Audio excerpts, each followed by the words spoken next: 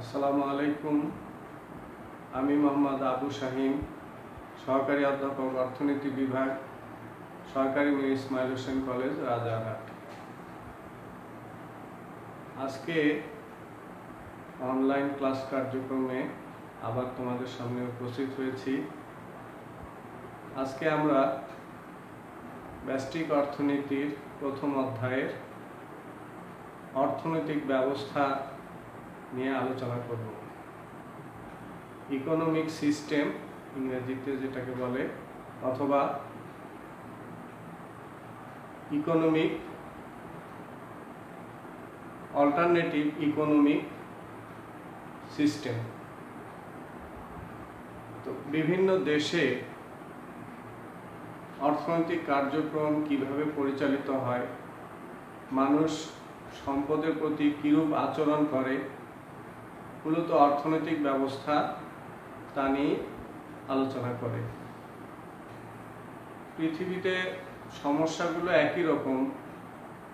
কিভাবে উৎপাদন হবে, কিভাবে মানুষ বিনিময় করবে, কিভাবে ভোগ করবে, এগুলো বিভিন্ন দেশে বিভিন্ন সামাজিক প্রেক্ষাপটে পরিচালিত হয়। তো এখানে দেখো, এই একটা দেশের বা বিভিন্ন দেশের প্রাপ্ত সম্পদ ব্যবহার করে উৎপাদিত দ্রব্য ও সেবার বন্টন তথা এরূপ অর্থনৈতিক কার্যাবলীর প্রাতিষ্ঠানিক কাঠামোকে অর্থনৈতিক ব্যবস্থা বলে। দেশের সম্পদ ব্যবহার করে উৎপাদিত দ্রব্য সেবার বন্টন তথা এরূপ অর্থনৈতিক কার্যাবলীর প্রাতিষ্ঠানিক কাঠামোকে অর্থনৈতিক ব্যবস্থা বলে। প্রত্যেক দেশের বা সমাজের অর্থনৈতিক কার্যাবলীকে কেন্দ্র করে নানারূপ সামাজিক এবং আইনগত কাঠামো গড়ে ওঠে। প্রত্যেক দেশের বা সমাজের অর্থনৈতিক কার্যাবলীকে কেন্দ্র করে নানারূপ সামাজিক এবং আইনগত কাঠামো গড়ে ওঠে। এসব রীতিনীতির প্রাতিষ্ঠানিক কাঠামোকেই বলা হচ্ছে অর্থনৈতিক ব্যবস্থা। অর্থাৎ সম্পদের প্রতি মানুষের আচরণ কেমন হবে, সম্পদ কিভাবে ভোগ করবে, সম্পদ কিভাবে বন্টন করবে, কিভাবে বিনিময় করবে, এই সমস্ত বিষয়গুলো বিভিন্ন দেশে বিভিন্নভাবে পরিচালিত হয়। সেগুলোই হচ্ছে অর্থনৈতিক ব্যবস্থা। বিভিন্ন অর্থনৈতিক ব্যবস্থার মাধ্যমে এগুলো পরিচালিত হয়। তো এসবকে কেন্দ্র করে যে সামাজিক এবং প্রাতিষ্ঠানিক কাঠামো গড়ে ওঠে, আইনগত কাঠামো গড়ে ওঠে, এগুলোকেই বলা হচ্ছে অর্থনৈতিক ব্যবস্থা বা ইকোনমিক সিস্টেম। তো পৃথিবীতে 4 ধরনের অর্থনৈতিক ব্যবস্থা দেখা যায়। 4 ধরনের অর্থনৈতিক ব্যবস্থা দেখা যায়। একটা হচ্ছে ধনতান্ত্রিক বা পুঁজিবাদী অর্থ ব্যবস্থা। 2 নম্বর হচ্ছে সমাজতান্ত্রিক বা নির্দেশমূলক অর্থনৈতিক ব্যবস্থা। 3 নম্বর হচ্ছে মিশ্র অর্থ ব্যবস্থা বা মিক্সড ইকোনমি। আর চতুর্থত হচ্ছে ইসলামী অর্থ ব্যবস্থা বা ইসলামিক ইকোনমিক সিস্টেম। তাহলে পৃথিবীতে 4 ধরনের অর্থনৈতিক ব্যবস্থা দেখা যায়। একটা হচ্ছে ধনতান্ত্রিক বা পুঁজিবাদী ব্যবস্থা, বা ইংরেজিতে যেটাকে বলা হচ্ছে ক্যাপিটালিস্টিক ইকোনমিক সিস্টেম। সমাজতান্ত্রিক বা নির্দেশমূলক অর্থ ব্যবস্থা, যেটা হচ্ছে সোশ্যালিস্টিক বা কমান্ড ইকোনমিক সিস্টেম। মিশ্র অর্থ ব্যবস্থা বা মিক্সড ইকোনমিক সিস্টেম। আর চতুর্থত হচ্ছে ইসলামী অর্থ ব্যবস্থা বা ইসলামিক ইকোনমিক সিস্টেম। তাহলে অর্থনৈতিক ব্যবস্থা হচ্ছে কতগুলো রীতিনীতি এবং সামাজিক নিয়ম কানুনের সমষ্টি, যেগুলোর মাধ্যমে বিভিন্ন দেশে এগুলোর প্রাতিষ্ঠানিক যে কাঠামো গড়ে ওঠে, আইনগত এবং প্রাতিষ্ঠানিক কাঠামো গড়ে ওঠে, সেগুলোকেই বলা হচ্ছে অর্থনৈতিক ব্যবস্থা। আর এই অর্থনৈতিক ব্যবস্থা পৃথিবীতে 4 ধরনের হয়। সারা পৃথিবীর অর্থনৈতিক কার্যক্রম এই 4 প্রকার প্রক্রিয়ার মাধ্যমে সম্পাদিত হয়ে থাকে।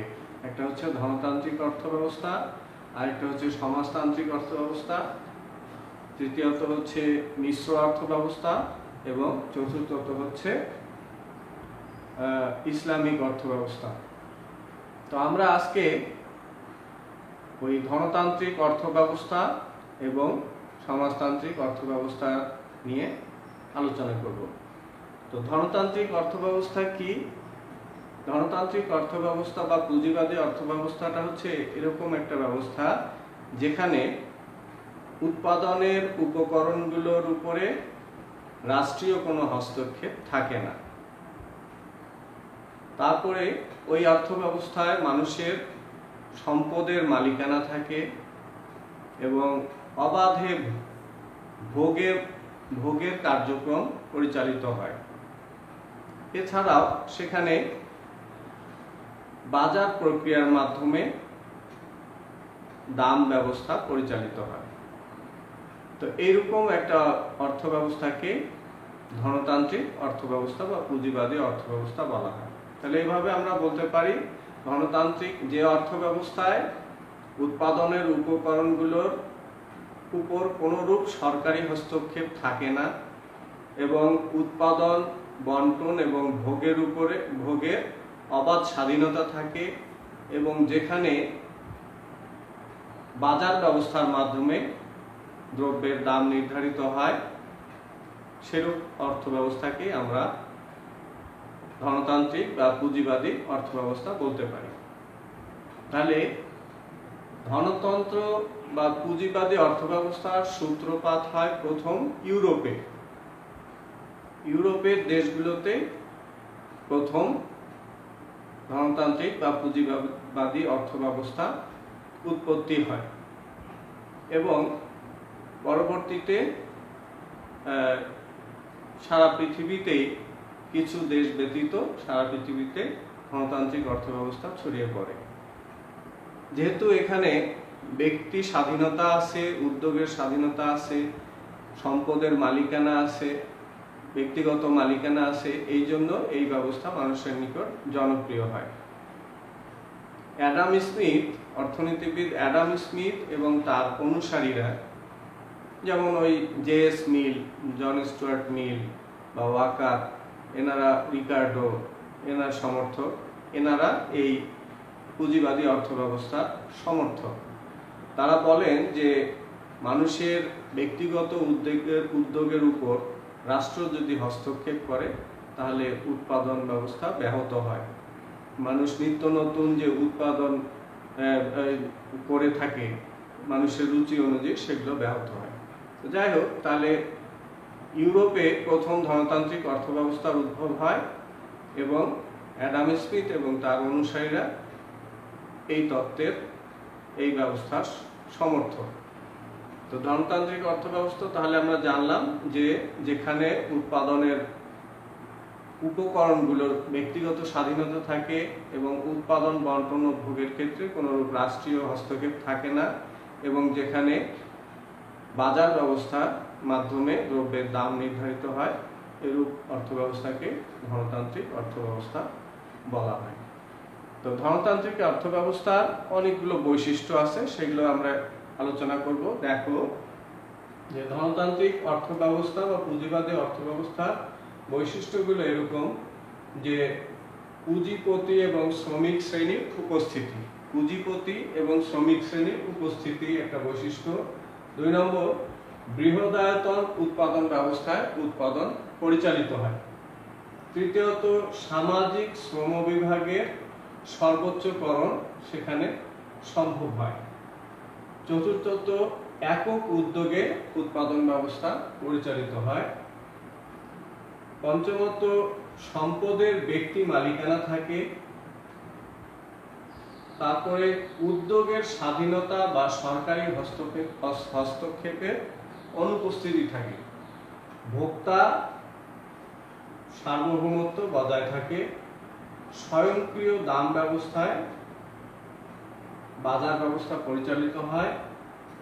সমাজে শ্রেণী বিভক্তি বিদ্যমান থাকে এবং আয় বন্টনে অসমতা থাকে। আরো অনেকগুলো বৈশিষ্ট্য আছে, এখানে আমি উল্লেখযোগ্য বৈশিষ্ট্যগুলো নিয়ে আলোচনা করব। তো প্রথমত আসি পুঁজিপতি এবং শ্রমিক শ্রেণীর উপস্থিতি। ধনতন্ত্র সফল হওয়ার জন্য বৃহদায়তন উৎপাদন ব্যবস্থা প্রয়োজন। সেখানে একদল শক্তিশালী উদ্যোক্তা শ্রেণী থাকবে, তারপরে শ্রমিক শ্রেণী থাকবে এবং মুনাফার অধিকার থাকবে। এরকম কতগুলো শর্তের আলোকে আসলে ধনতান্ত্রিক অর্থ ব্যবস্থাটা পরিচালিত হয়, সফল হয়। তো পুঁজিপতি ও শ্রমিক শ্রেণীর উপস্থিতি। ধনতান্ত্রিক অর্থ ব্যবস্থায় একদল শক্তিশালী পুঁজিপতি দেশে থাকবে, তারা নতুন নতুন উদ্যোগ গ্রহণ করবে, শিল্প কারখানা গড়ে তুলবে এবং সেখানে একদল শ্রমিক শ্রেণী থাকবে যারা ওই শিল্প প্রতিষ্ঠানে তাদের শ্রম বিক্রি করে মজুরি লাভ করবে।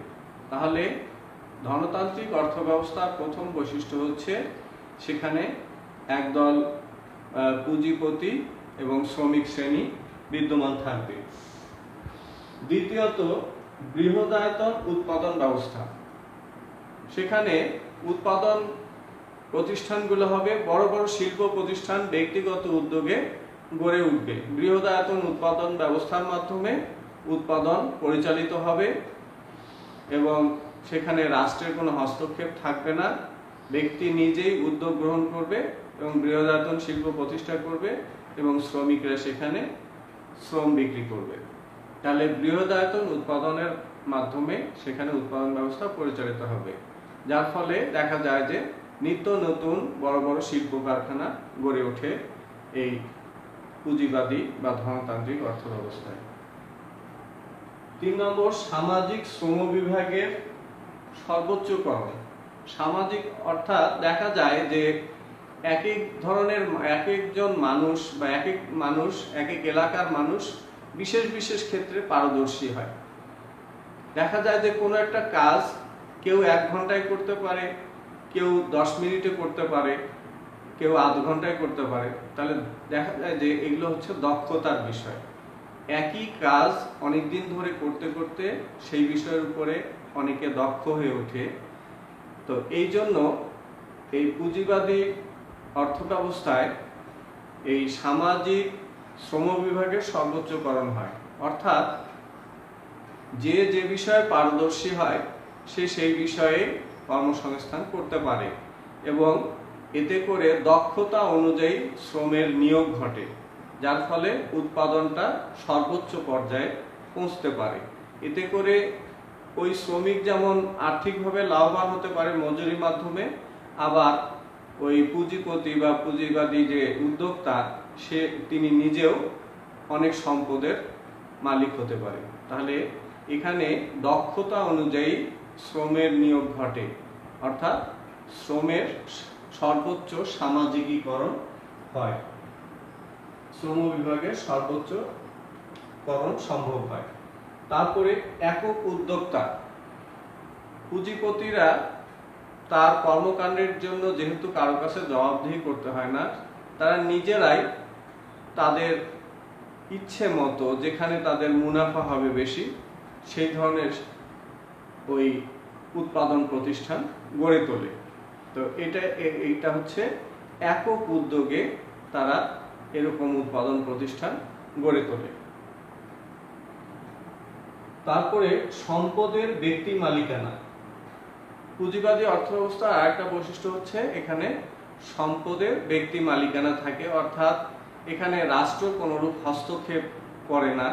সম্পূর্ণভাবে ব্যক্তি যত ইচ্ছা সম্ভব সম্পদ গড়ে তুলতে পারে এবং এই সম্পদের প্রাপ্তি থেকে সে অনবরত নতুন নতুন উদ্ভাবন বা নতুন নতুন উৎপাদনের চিন্তা করে থাকে।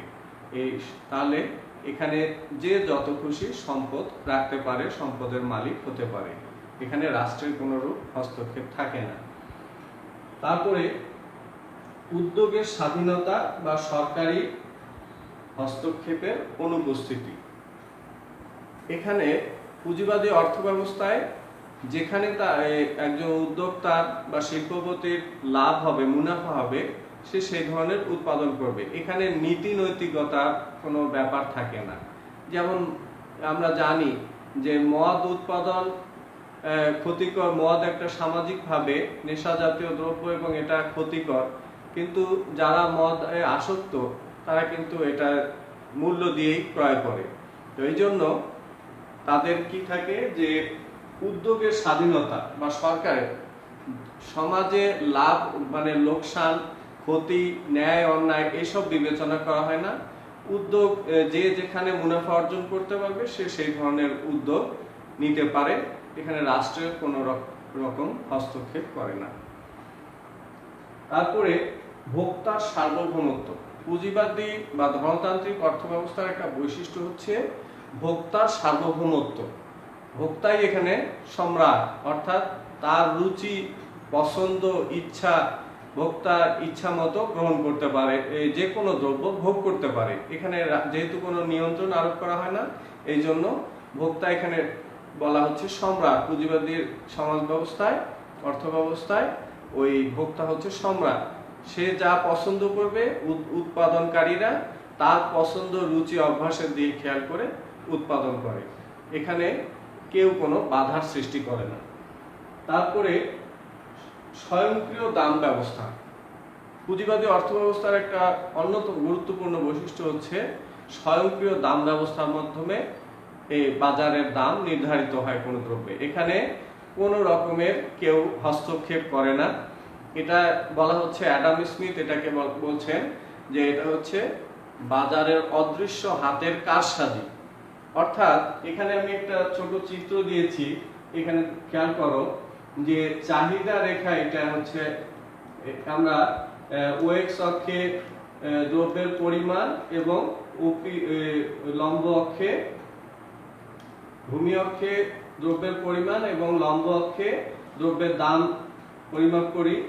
তো এখানে দেখা যাচ্ছে যে ডিডি রেখা অর্থাৎ চাহিদা রেখা এবং যোগান রেখা এসএস রেখা। তো এখানে একটা বিন্দুতে এই যে ডিডি রেখা এবং এসএস রেখা ছেদ করেছে, এটাকে আমরা ই বিন্দু দিতে পারি, ইকুইলিব্রিয়াম, অর্থাৎ এখানে ভারসাম্য অর্জন করছে। যদি চাহিদায় চেয়ে যোগান বেশি হয় তাহলে দাম কমে আসে, আর যদি ওই চাহিদার চেয়ে যোগান কম থাকে তাহলে দাম বেশি হবে। এবং এইভাবে চাহিদা এবং যোগানের দর কষাকষির মাধ্যমে দেখা যাচ্ছে যে একটা নির্দিষ্ট স্থানে অর্থাৎ ই বিন্দুতে ওপি দামে ভারসাম্য অর্জন হয়, ওই দামটাই বাজারে বজায় থাকে। এইটাকেই বলা হচ্ছে বাজার ব্যবস্থা। এটাকে অ্যাডাম স্মিথ বলছে অদৃশ্য হাতের কারসাজি। অর্থাৎ কেউ এটাকে ঠিক করে দিবে না, চাহিদা এবং যোগানের মাধ্যমে দ্রব্যের দাম নির্ধারিত হয়। এটাকে বলা হচ্ছে স্বয়ংক্রিয় দাম ব্যবস্থা। এটা পুঁজিবাদী অর্থব্যবস্থার একটা অন্যতম বৈশিষ্ট্য। তারপরে সমাজে শ্রেণী বিভক্তি। পুঁজিবাদী অর্থব্যবস্থায় ওই দেখা যায় যে শ্রেণী বিভক্তি হয়, অর্থাৎ এখানে শ্রমিক শ্রেণী, উচ্চবিত্ত, মধ্যবিত্ত, নিম্নবিত্ত, এরকম বিভিন্ন শ্রেণীভেদের সৃষ্টি হয়। তাহলে এটা হচ্ছে একই মানুষ, কিন্তু এখানে সামর্থ্যের মানে পুঁজির মালিকের, অর্থ বা সম্পদের মালিকানার ভিত্তিতে দেখা যায় যে উচ্চবিত্ত, মধ্যবিত্ত এবং নিম্নবিত্ত শ্রেণীর সৃষ্টি হয়। অর্থাৎ পুঁজিবাদী অর্থব্যবস্থার একটা বৈশিষ্ট্য হচ্ছে সমাজে শ্রেণী বিভক্তি থাকবে। তারপরে আয় বন্টনে অসমতা থাকবে। যেহেতু শ্রেণী বিভক্তি আছে, অতএব আয় বন্টনেও অসমতা হবে। অর্থাৎ যারা মুনাফা ভিত্তিক অর্থ ব্যবস্থা থাকার কারণে, মুনাফার অধিকার থাকার কারণে কিছু লোকের হাতে অনেক সম্পদ জমা হয়, টাকা পয়সা জমা হয়, আবার ওই কিছু বেশিরভাগ মানুষের হাতে অনেক সম্পদ থাকে না, টাকা পয়সা থাকে না। অর্থাৎ শ্রমিকদেরকে শোষণ করেই ওই পুঁজিবাদী অর্থ ব্যবস্থায় পুঁজিপতিরা সম্পদের পাহাড় গড়ে ওঠে। এই জন্য সেখানে আয় বন্টনে অসমতা থাকে। তাহলে ধনতান্ত্রিক অর্থব্যবস্থার বৈশিষ্ট্যগুলো আমরা জানলাম, ধনতান্ত্রিক অর্থব্যবস্থা কাকে বলে এবং এর বৈশিষ্ট্যগুলো আমরা জানতে পারলাম। এখন আমরা আসি সমাজতান্ত্রিক অর্থব্যবস্থা কাকে বলে? সমাজতান্ত্রিক অর্থব্যবস্থাটা ধনতান্ত্রিক অর্থব্যবস্থার ঠিক বিপরীত অবস্থা। অর্থাৎ যে অর্থব্যবস্থায় ব্যক্তি উদ্যোগের কোনো স্বাধীনতা থাকে না, বা যে অর্থব্যবস্থা সম্পূর্ণভাবে রাষ্ট্রের অধীনে পরিচালিত হয়, তাকেই বলা হয় সমাজতান্ত্রিক বা সোশ্যালিস্টিক ইকোনমি বা সমাজতান্ত্রিক অর্থব্যবস্থা। সমাজতান্ত্রিক অর্থব্যবস্থা সর্বপ্রথম লেনিনের নেতৃত্বে প্রতিষ্ঠিত হয় সোভিয়েত ইউনিয়নে, তৎকালীন সোভিয়েত ইউনিয়নে 1917 সালে জারতন্ত্রের অবসান ঘটে এবং লেনিনের নেতৃত্বে 1917 সালে সোভিয়েত ইউনিয়নে সমাজতন্ত্রের উদ্ভব হয়।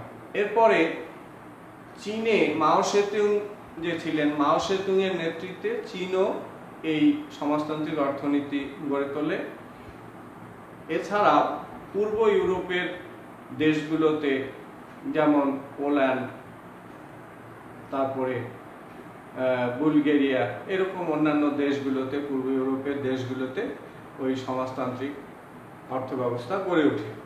তো সমাজতান্ত্রিক অর্থব্যবস্থা হচ্ছে ধনতান্ত্রিক অর্থব্যবস্থার একটা বিপরীত অবস্থা, যে অর্থব্যবস্থায় ব্যক্তি উদ্যোগের কোনো স্বাধীনতা থাকে না, উৎপাদনের সমস্ত উপকরণগুলো রাষ্ট্রের অধীনে থাকে এবং রাষ্ট্রের নির্দেশে উৎপাদন পরিচালিত হয়, তাকেই বলা হচ্ছে সমাজতান্ত্রিক অর্থব্যবস্থা।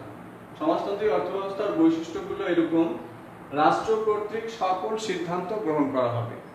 এখানে আমরা এই ধনতান্ত্রিকের দিকে খেয়াল রাখলেই বুঝতে পারবো, এখানে ব্যক্তি উদ্যোগের সকল সিদ্ধান্ত, এখানে রাষ্ট্র কর্তৃক সকল সিদ্ধান্ত গ্রহণ হয়। শ্রেণী শোষণ অনুপস্থিত, শ্রেণী শোষণ সমাজতন্ত্রে থাকবে না। তারপরে উপকরণের ব্যক্তি মালিকানা নেই, যৌথ রাষ্ট্রীয় মালিকানা বিদ্যমান, অবাধ প্রতিযোগিতার অনুপস্থিতি, বন্টন ব্যবস্থা, চাহিদার উপরে নিয়ন্ত্রণ, শ্রমিকের স্বার্থ রক্ষা, সুষম উন্নয়ন হবে, মুদ্রাস্ফীতির অনুপস্থিতি এবং বেকারত্বের অনুপস্থিতি।